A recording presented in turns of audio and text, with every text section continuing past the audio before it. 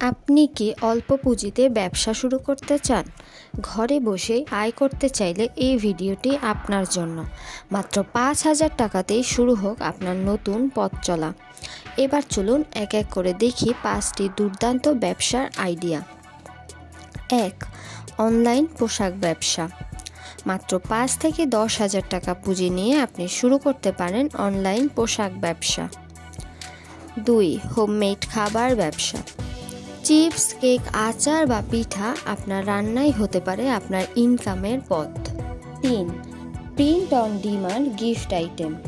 Canva দিয়ে বানান design, T shirt বা মগে প্রিন্ট করান আর শুরু করুন অনলাইনে বিক্রি।